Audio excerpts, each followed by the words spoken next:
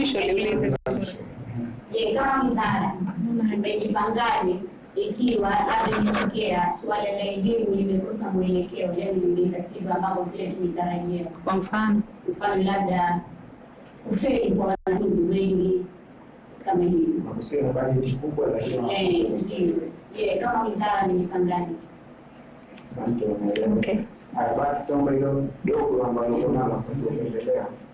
Mimi nimesema zile basi kutoka Zanzibar Education. Kuhusiana na agencies ambao wanapeleka na wanasafirisha wanafunzi nchi za nje. Kwa maana watu wakitegemea kupeleka kwa sasa mazingira ya nje na kwetu tofauti kwa mpaka.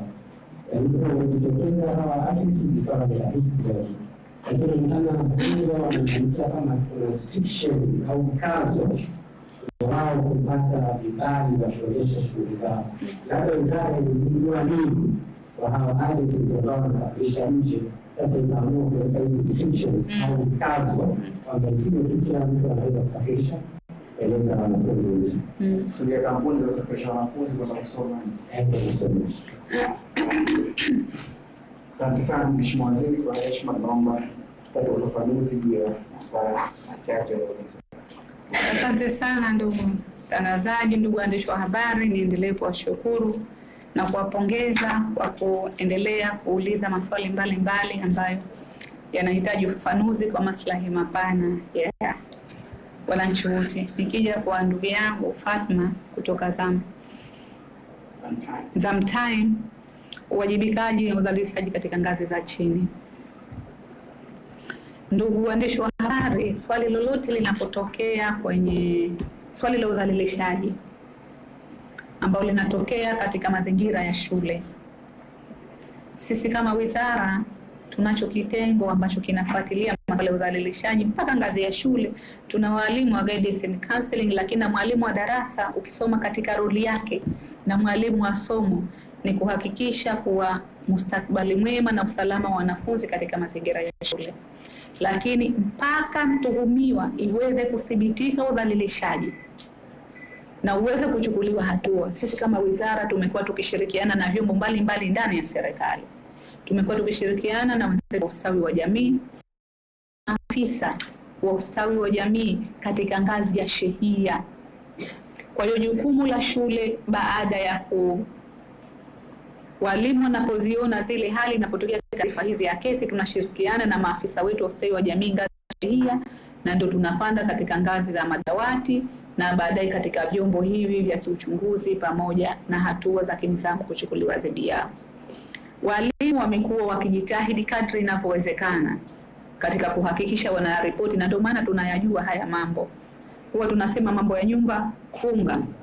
Ingalikuwa kama wananyamazia wala ingalikuwa hatuyasikii wala hatuyajui.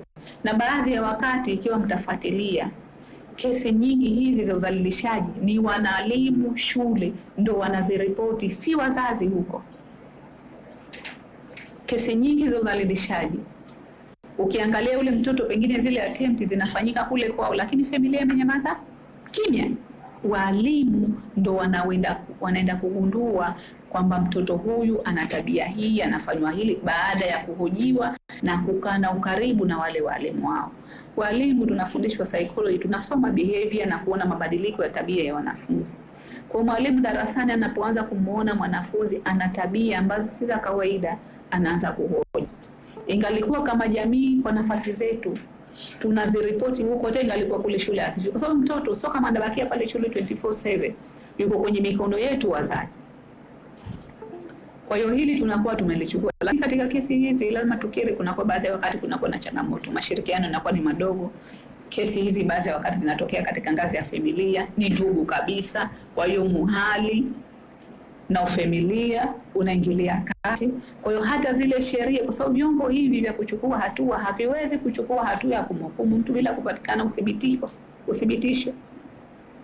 Kwa nitoe wito tu kwa wazazi wenzangu kuhakikisha tunasimamia vyema, tuna wadadisi, tunazungumza nao ili tuweze kuona mabadiliko na waweze kuturipotia kwetu. Walimu mara nyingi wamekuwa wakiripoti, baadhi ya wakati familia zinaingilia kati.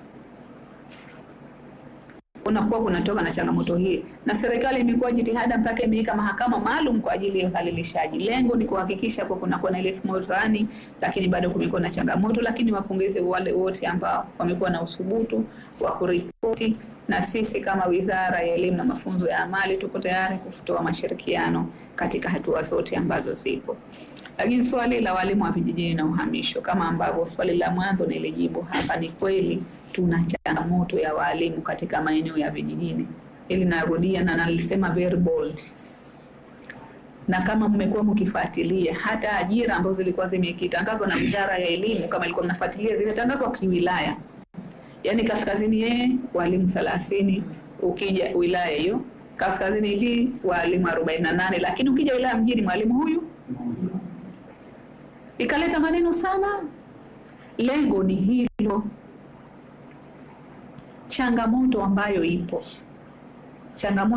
ipo. Mwalimu anaomba kaskazini A. Na anasema mimi niko tayari, niajiriwe, nitafanya kazi hapa. Akisha kupewa tu ile kazi, anasema nina spinal cord problem. Yes. Na vyeti anakuletea. Siwezi, mimi nakaa Bububu, mimi nakaa kwa Alinatu, kwa hiyo kutoka hapa kwenda Mkokotoni impossible.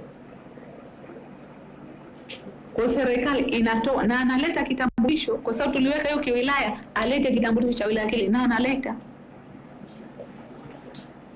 Lakini kumbe anacho kitambulisho cha huko Chokocho, lakini anakaa Bububu. Anacho kitambulisho cha Kengeja, lakini anakaa kwa Hani. Anacho kitambulisho cha Matemwe, lakini anakaa Amani. Lakini uzuri mikataba yetu hii ya kazi, na nataka nitoe wito kwa walimu wote. Mkataba wetu wa kazi umeandikwa utafanya kazi sehemu yoyote.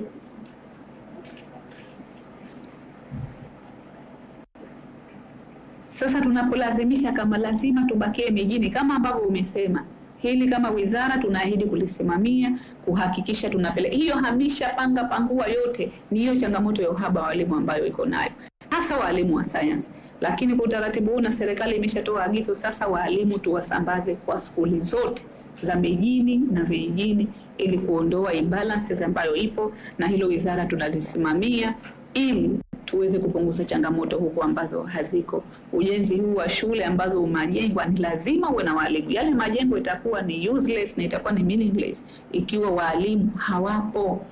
Majengo hayaongei bwana. Na wewe jengo utakao